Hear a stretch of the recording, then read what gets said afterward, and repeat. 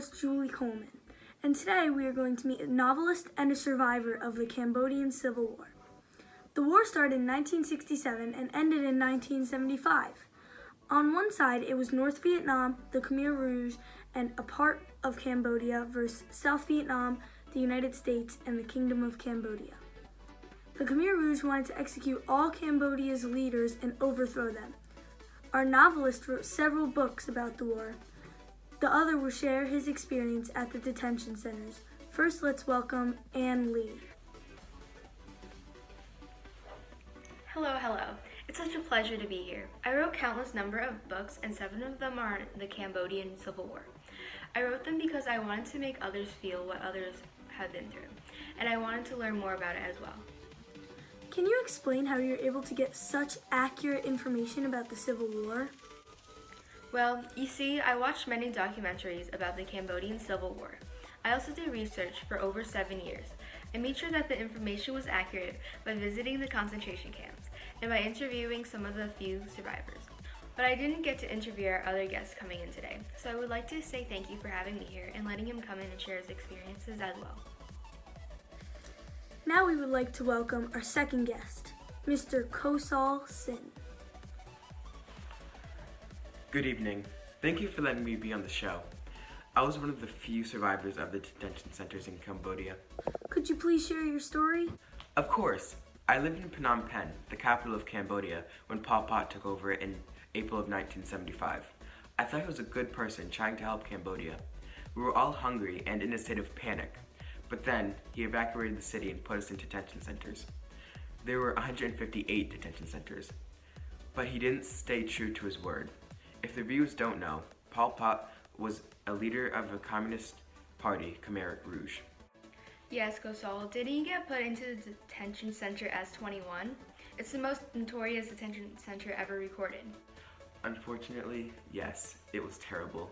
The guards had keys, sticks, axes, metal pipes, and a walking stick with a knife inside. What's your opinion on Pol Pot? Did you ever get the chance to see him or talk to him about your opinion? I despise him. He killed millions of people, and no, even if I could talk to him, I would never. Yes, in fact, he killed roughly 2.4 million people. Yeah. Is it true that only 7 out of 20,000 people kept in S-21 survived? No, this is not true. Around 500 people. Actually, it is true. I was there. I know what happened. Are you sure? Yes, you're one of the survivors, but what about the other camps? She was just talking about S-21.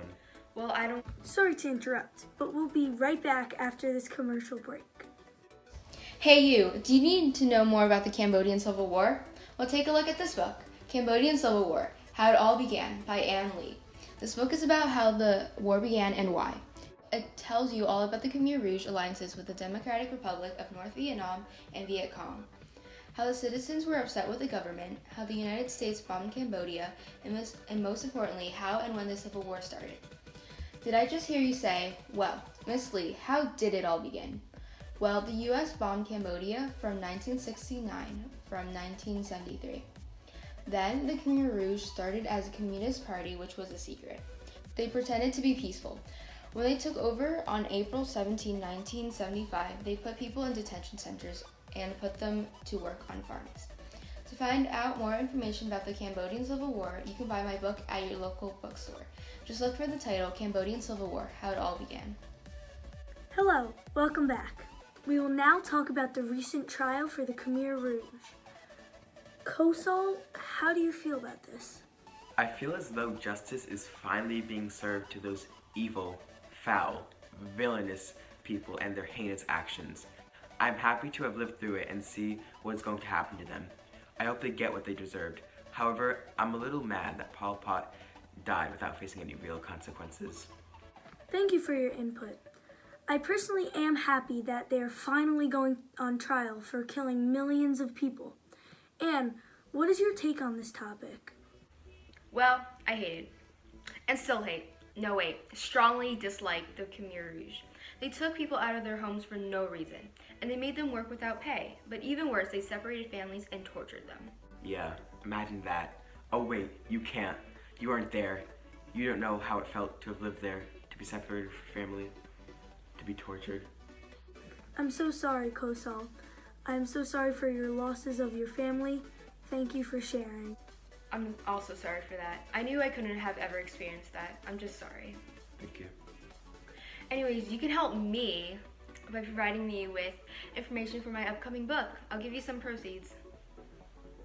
Anyways, what were the conditions like in the places you were kept? Oh, they were terrible. I think she was talking to me. Yes, I was. Sorry for the misunderstanding. Anyways, the conditions were terrible. Of course they were. I heard that you ate with crab shells as spoons. Yeah, that's true. Now, I understand that the Khmer Rouge wanted to change Cambodia completely once they took over. What were they planning to do to Cambodia? Pol Pot was planning on bringing Cambodia back to earlier times with communal farms in the countryside. To do this, he practically turned the whole country into a concentration camp. I have a couple more questions to ask both of you. How do you feel about Prince Norodom Sihanouk? For the viewers who don't know, Sihanouk was a prince who sided with the Khmer Rouge because he particularly didn't like the Americans. He definitely wasn't a good person. I mean, he sided with the Khmer Rouge. I'm going to have to agree with Kosal here. Sorry to interrupt you yet again, but we will be back after this final commercial break. Hey you, do you want to read a book that follows the life of a Cambodian teenager named Bo Ran who got put in a detention center S21? What? You said no? Yes you do. It's from his point of view and he's constantly paranoid, wondering, am I ever gonna get out of here? He gets split apart from his family and never sees them again. He miraculously survives and finds out how it ended. It ended because the Vietnamese took over Phnom Penh in January of 1979. The Khmer Rouge were forced to flee to the border of Thailand. The Khmer Republic also helped end the Civil War. If you love reading books about death, S21, The Torturous Place, is for you. Welcome back to 10 Minutes. I'm still here. And I'm still here too. Anyways, we are just about to end things, but I have a few more questions for both of you. How do you think the Cambodian Civil War could have been stopped? Well, I don't think the Khmer Rouge should have ever been a thing. They could have been peaceful and helped citizens. Yeah, but you know that's not realistic. They were power hungry and wanted everything from themselves. I personally believe that the US could have contributed more to the war instead of just bombing Cambodia.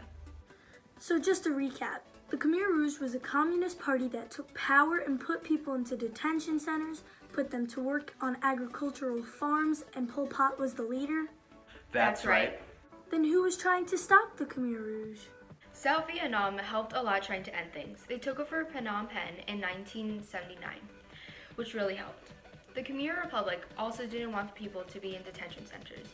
Lon Nol tried to stop the Khmer Rouge. He was a high rank in the Khmer Republic and appointed himself marshal. He also suspended the National Assembly and said that he would no longer vainly play the game of democracy and freedom in wartime.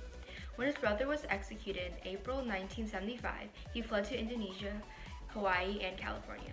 Even though the Khmer Republic helped end things, they still didn't want us to be completely free. That's great that they tried to stop it. So overall, do you both agree that the Khmer Rouge was gruesome, dreadful, and horrid? Definitely. Okay, do you guys have any last words for the audience? Buy my books, please! I just want to let viewers know what really happened during the Civil War. Kosal and Annie, it was a pleasure having you here.